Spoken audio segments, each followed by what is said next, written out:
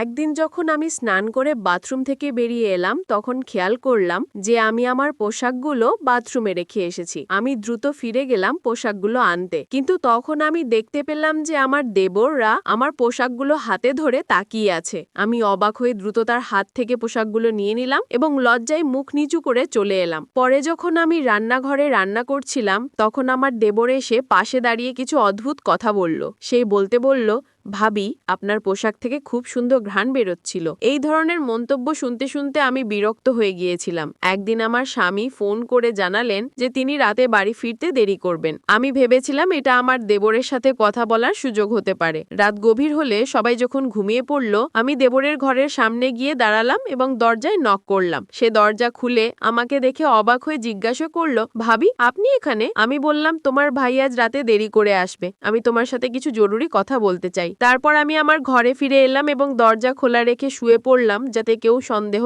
না করে। কিছুক্ষণ পর আমার দেবর হালকা টোকা দিল দরজায়। আমি বললাম, এসো, দরজা খোলা আছে। সে ঘরে এসে আমার পাশে বিছানায় বসে পড়ল। আমি তখন একটি সুন্দর লালা রঙের নাইট ড্রেস পরেছিলাম। দেবর কিছুক্ষণ নীরব থেকে আমার দিকে তাকিয়ে রইল। তারপর মৃদু হেসে বলল, ভাবি, আজ তোমাকে অনেক সুন্দর লাগছে। আমি তেমন কিছু বললাম না, শুধু তাকে দেখছিলাম। তারপর বলল, ভাবি, আপনি কি কিছু বলতে চেয়েছিলেন? আমি তার দিকে ভালোবাসাময় দৃষ্টিতে তাকালাম এবং উঠে তার কাছে গিয়ে বসে পড়লাম। তার হাত দুটি ধরে বললাম, আজকের গল্পটা অনেক বেশি স্পেশাল, তাই কেউ মিস করো না। দয়া করে গল্পগুলো ভালো লাগলে ভিডিওটি লাইক, শেয়ার এবং চ্যানেলটি সাবস্ক্রাইব করো প্লিজ। আমার নাম প্রিয়া, আমি 23 বছর বয়স। আমি দেখতে অনেক সুন্দর ছিলাম। বিয়ের পর একটু স্বাস্থ্যবান হওয়ায় আমাকে এখন আরো সুন্দর লাগে। আমার বিয়ে হয়েছে মাত্র 2 বছর হলো। আমি আমার স্বামী, শাশুড়ি এবং দেবরের সঙ্গে থাকি। আমার দেবর প্রায় আমারই বয়সী, প্রায় 18 বা 19 বছর হবে। সে সবসময় আমার আশেপাশে ঘুরঘুর করে এবং কখনো কখনো আমাকে অদ্ভুত দৃষ্টিতে দেখে। আমার মনে হতো সে আমাকে মনে মনে অনেক পছন্দ করে, কিন্তু কখনো মুখে তা বলার সাহস পায়নি। কিন্তু সারাদিন দেবর আমার পিছনেই পড়ে থাকে। মনে হতো সে আমাকে কিছু বলতে চায়। একদিন সে আমাকে বলল,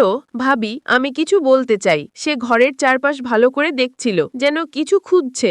আমি বললাম, হ্যাঁ বলো, কি কাজ আছে? আমি সবসময় তোমার সাহায্য করতে প্রস্তুত। তুমি তো আমার ছোট ভাইয়ের মতো। এটা শুনে তার মুখে হাসি ফুটে উঠল। সে বলল, ভাবি, আমি বিয়ে করতে চাই। আমি হেসে বললাম, এটা তো খুব ভালো কথা, কিন্তু বিয়ের জন্য তো একজন মেয়ের প্রয়োজন। তখন সে বলল, ভাবি, তাই তো আমি আপনার কাছে এসেছি। আমি বুঝতে পারলাম সে কি বলতে চাইছে। দেবর বলল, ভাবি, আমি আপনার মতো একজন মেয়েকে বিয়ে করতে চাই। এটা শুনে আমি কিছু বললাম না। তার কথা শুনে আমি শুধু হালকা একটু হেসে দিলাম। সে বলল, ভাবি, আমি যাওয়ার আগে আপনি চা খান। তারই আচরণে আমি বেশ অস্বস্তিতে পড়ে গেলাম। সে জোর করায় আমি চা আর কেক খেলাম, আর আমি তার সাথে কথা বলতে থাকলাম। দেবর আমাকে বলল, ভাবি, আমি যদি আগে ভুলভাবে কিছু বলে থাকি তাহলে আমাকে ক্ষমা করবেন। আমি কিছু ব্যক্তিগত সমস্যায় ছিলাম, তাই সেদিন কথাগুলো এমন ভাবে বলে ফেলেছিলাম। আর চা আর কেক কিনেছি যাতে আপনি বুঝতে পারেন আমি আপনাকে কতটা সম্মান করি। তার কথা শুনে আমার একটু হাসি পেল। আমি হাসি মুখে চা খেলাম আর বিস্কিটও খেয়ে নিলাম। কিন্তু চা খাওয়ার কিছুক্ষণের মধ্যেই আমার মাথা ভারী হতে লাগলো। আমি কিছুতেই বুঝতে পারছিলাম না কি হচ্ছে। দেবরের মুখটা শুধু আমার চোখের সামনে ঘুরছিল। ঠিক তখনই শাশুড়ি ঘরে ঢুকলেন। তার মুখটাও শেষবারের মতো মনে পড়ল। তারপর কি হলো কিচ্ছু জানি না। যখন আমার চোখ খুলল তখন বিকেল 4টে। আমার স্বামী আমার পাশে বসেছিলেন। তিনি জিজ্ঞাসা করলেন, তোমার কি হয়েছে? তুমি হঠাৎ কিভাবে অজ্ঞান হয়ে গেলে? নাকি ঘুমিয়ে পড়েছিলে? আমি বললাম, হ্যাঁ, হঠাৎ করেই আমার খুব ঘুম পেয়েছিল। দেবর চা আর বিস্কিট নিয়ে এসেছিল, সেগুলো খাওয়ার পর থেকে আমার ঘুম পেয়েছিল।